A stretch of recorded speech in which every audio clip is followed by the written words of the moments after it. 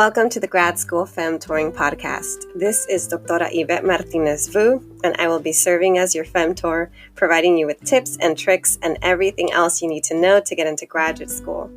For the past 10 years, I've been helping undergraduate students get into top graduate programs in their field, and I'm really excited to share this information with you too.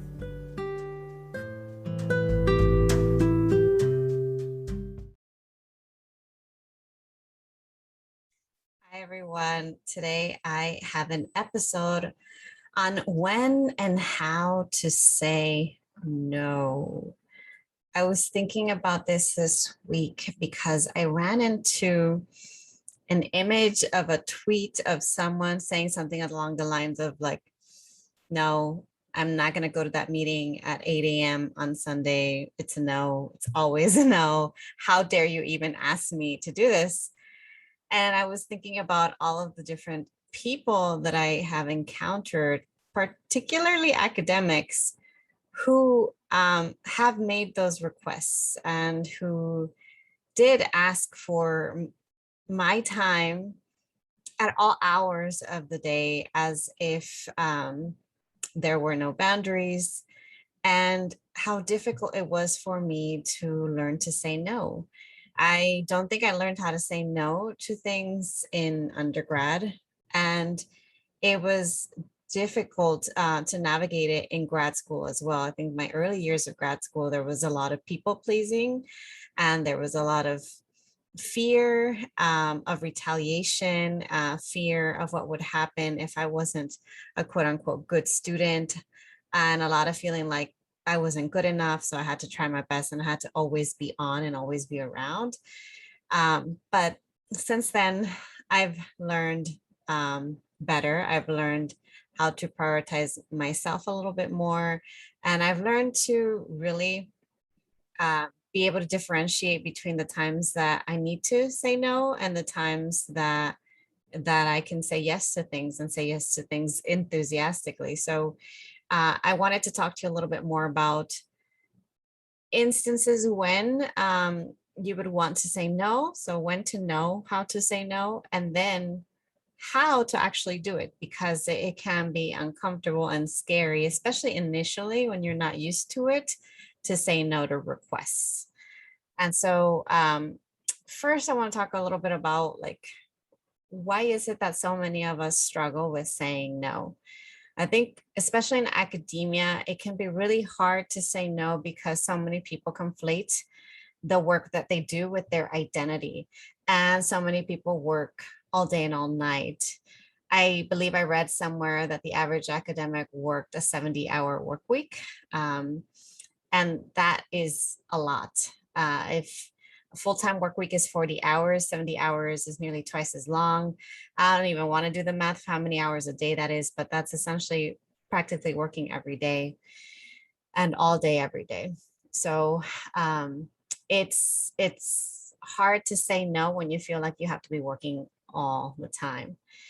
And then another reason why a lot of people say no is because in saying no, you're going to face some sort of discomfort. You might face the discomfort of disappointing someone, of feeling bad about it, of feeling guilty, feeling like you're being selfish, feeling like if I say no now, then this opportunity is never going to be presented to me again. And then going back to that people pleasing, you're afraid of what others are going to think in reaction to you setting boundaries and limits and saying no. And sometimes what happens is even after you say no, sometimes people will keep pressing you and pushing you, or they might say things that will continue to make you feel bad without even realizing it. They might say, oh, but we're going to miss you. Oh, but only you know how to do X, Y, and Z, which is not true, by the way. Oh, but you're going to miss out. Oh, like, it's too bad. Are you sure you don't want to do it? Trust me, I've had my fair share of people who, after I said no, after I set a firm limit, would keep pushing and pushing and pushing. And I just had to remind them, no, I'm not the only one that can do this. And you will be okay without me participating in X, Y, and Z. So yeah, there are many reasons why you might be afraid to say no, but if you've thought it through and you know you definitely don't want to do this opportunity, then you should practice that skill of saying no. And when I say saying no, I'm referring to any type of opportunity. It doesn't necessarily have to mean academic requests. You know, it could be someone asks you to speak for something, someone asks you to be a volunteer, someone asks you to um, help them out on, you know, with reviewing some of their writing, or someone asks you to join another meeting or join a committee, or it could be, you know, a family member asking you to attend the millionth birthday party or event or get together that they're having that year. Whatever it is, if you feel like, mm, you know, I don't think I have the capacity to do it, or it's not something I want to do, or I'm not available, then just go ahead and practice saying no. So if someone comes with you with a request, what should you do right away? Should you say no right away? I mean, that's completely up to you, but I actually recommend that if someone asks you for something and you're thinking it's probably a no, I recommend that you sit with it. I don't recommend responding right away. And when I say sit with it, perhaps sit with it for 24 hours. A lot of us have this tendency, or like, of wanting to respond to things right away, and having this sense of urgency. Oh, they messaged me, oh, I should probably get back to them. But trust me, most things are not that dire. They're not that urgent. And if they are urgent, they're urgent for the other person. They're not urgent for you. And it was not your fault for their urgency. You know what I mean? So it is okay to sit with it for 24 hours. They don't know if you've checked your email that day or at that time. And then in that time, think about it. So ask yourself a couple of questions. You can ask yourself, one of the things that I've said, and I might have said this in a previous episode too, is when someone comes at me with a request, I always ask myself, is this going to compensate me in some way? And usually I think about compensation in three forms. I think about compensation, like the actual financial compensation. Are they going to pay me for this opportunity? I think about compensation as perhaps adding an experience that I know that I want or need to have. So is this going to add a line to my CV, to my resume? Is it experience um, that I value? Or sometimes there's intrinsic value. Sometimes it's, you know, is this something that's going to nourish me? So you may take on unpaid opportunities because you know that this is something that's going to feed you, nourish you, feed your soul. And you have the capacity to take this on at this time. So that's one question I would want you to ask yourself. Is this going to compensate me in some way? Another question I want to ask you is this, going back to the nourishment question, is this going to nourish me or is this going to drain me? Am I going to be happy to do this, or am I going to be feeling resentful to do this later on? And I'll give you one example of something that happened to me in grad school that left me resentful. I had a colleague who was an international student who was struggling with the language barrier. And not only was there a language barrier, but also our program was very heavy on critical theory. And the language was really, really dense, even hard for me to understand. And so understandably, this person needed help, help with their writing and help with the comprehension, help with grammar, all aspects of courses, of understanding material, and then writing, taking notes, writing papers. They needed a lot of support. So they asked me for help. They asked if I could help with reviewing their papers before they submitted them. And of course, it was early on in grad school. I did not like to say no to anything. I didn't want to seem like a bad person. I didn't want to seem like an unsupportive colleague. And so I said yes without hesitation. But then over time, as the requests kept coming and kept coming at odd hours, and there was a sense of urgency on their part of this is due at this time, and I was finding myself in the middle of the night, instead of working on my stuff, working on their stuff, I started to build resentment. And then only to find out later on that this person was financially stable enough to hire a personal editor, but then never offered to compensate me for my time. So I spent hours and hours helping them and didn't gain much out of it. That was an example of a time that I probably should have set a boundary. Maybe I could have helped them, once, or maybe I could have helped them for a few pages and then said, if you need extra support, I recommend reaching out to this editor or that editor, or here are some other options. But I didn't do that. And it left me feeling just drained and resentful. So ask yourself that, is this going to drain you? Is this going to make you feel resentful? And if it is, then that's probably a no. And then the other thing I want you to think about is sometimes when we look at whether or not we can say no, yes or no to something, we look at our calendars and we think about our availability.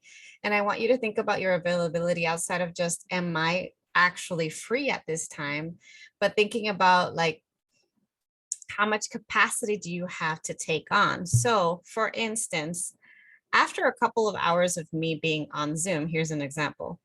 I know after a couple of hours on Zoom, in any given day, I will get a migraine.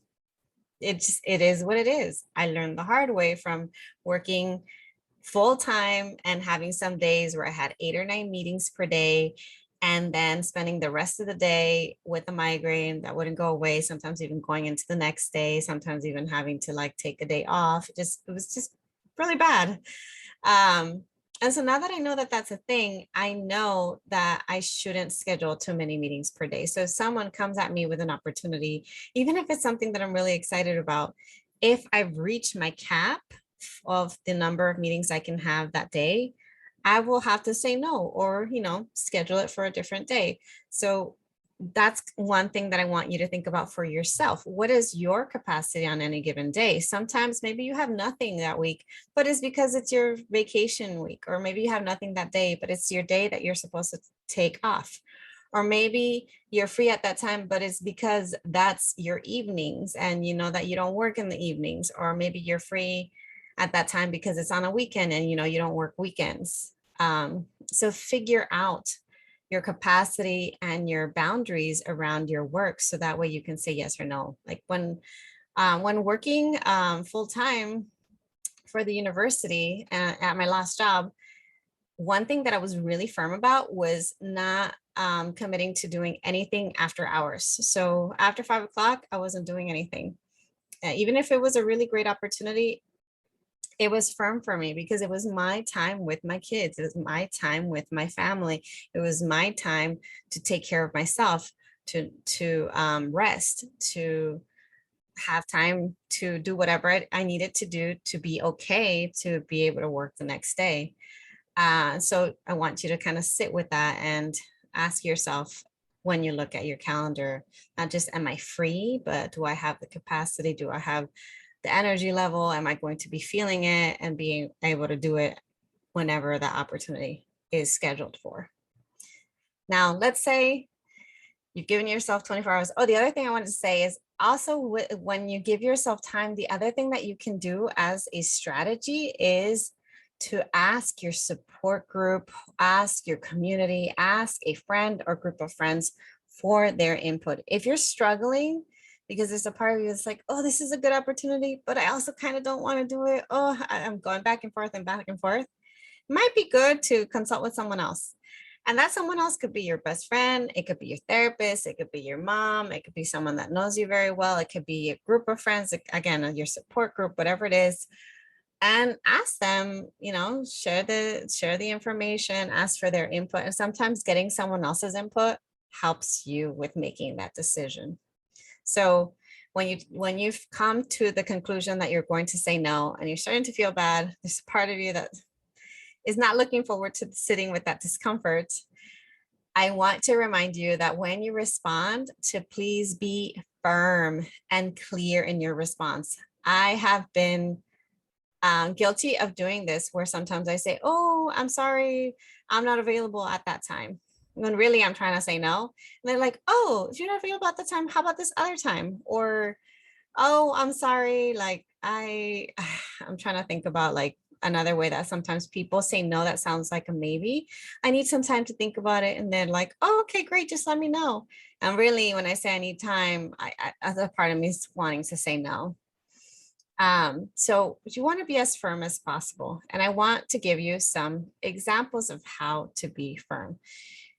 One very easy, clear example that a lot of people are afraid to use, including myself, because it can feel too firm and too almost blunt, is simply saying no.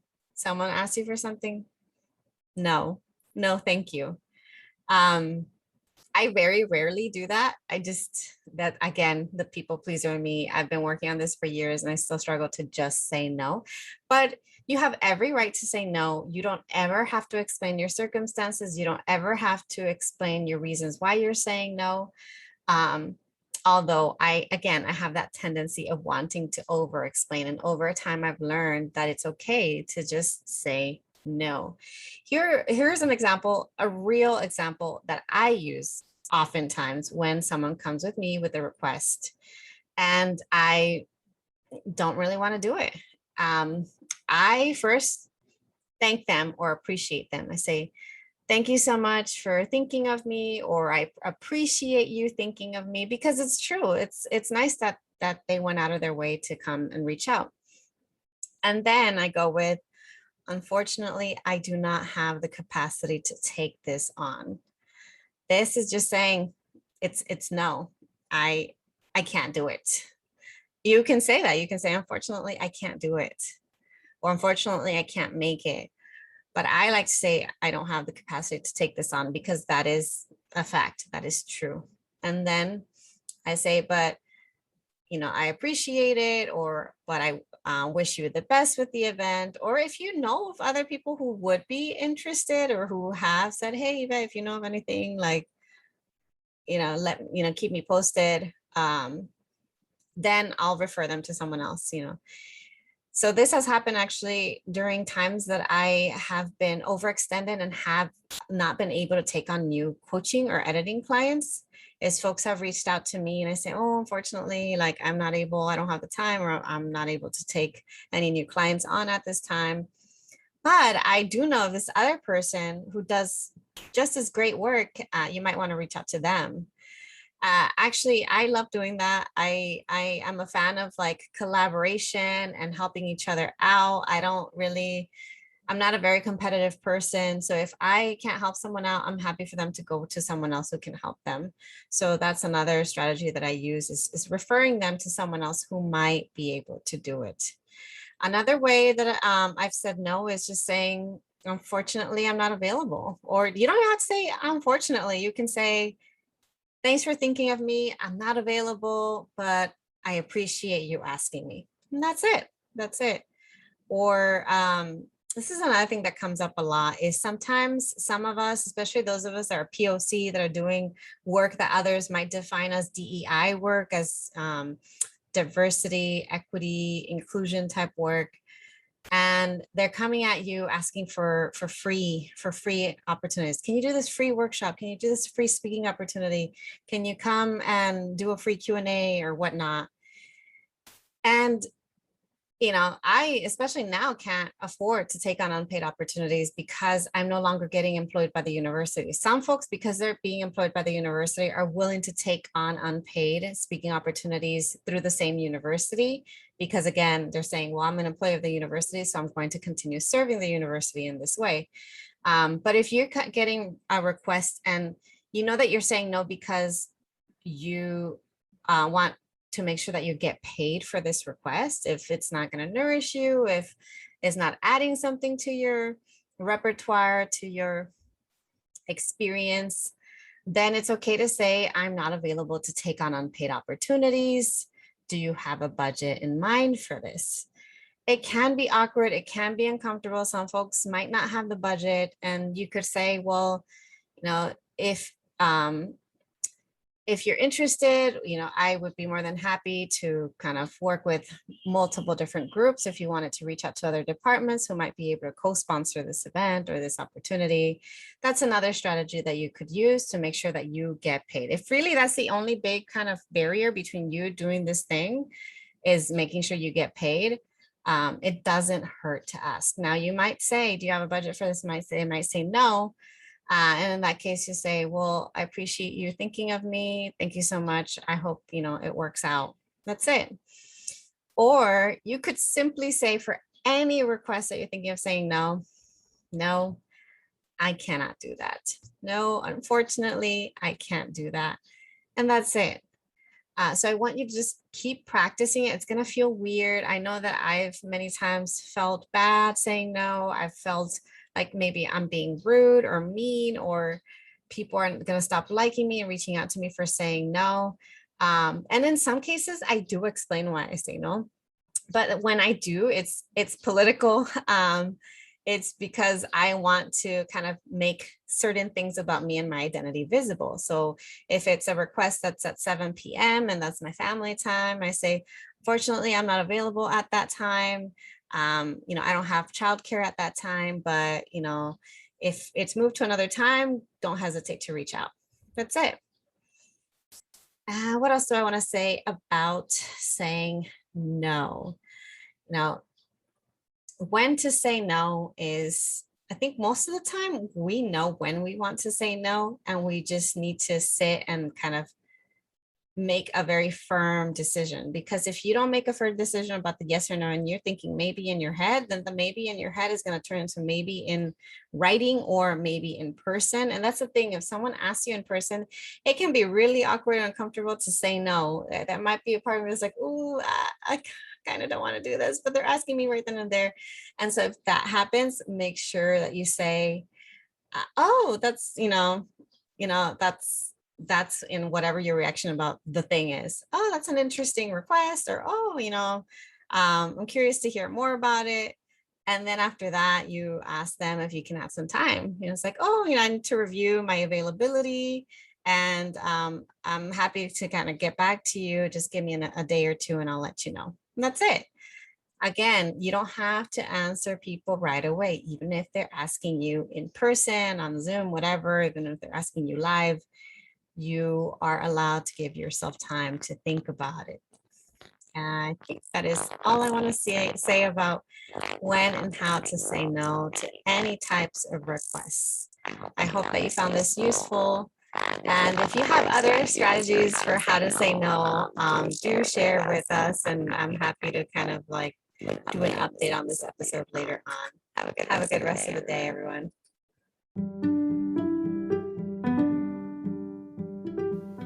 Thanks so much for joining me in the Grad School Femtoring Podcast.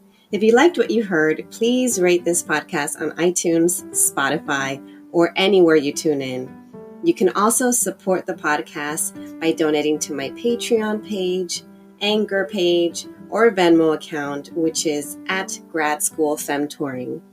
If you have questions or episode topics, you can contact me by sending me a DM on Instagram, sending me an email to gradschoolfemtoring@gmail.com, sending me a voice message on Anchor, or sending me a message via my personal website at YvetteMartinezvu.com.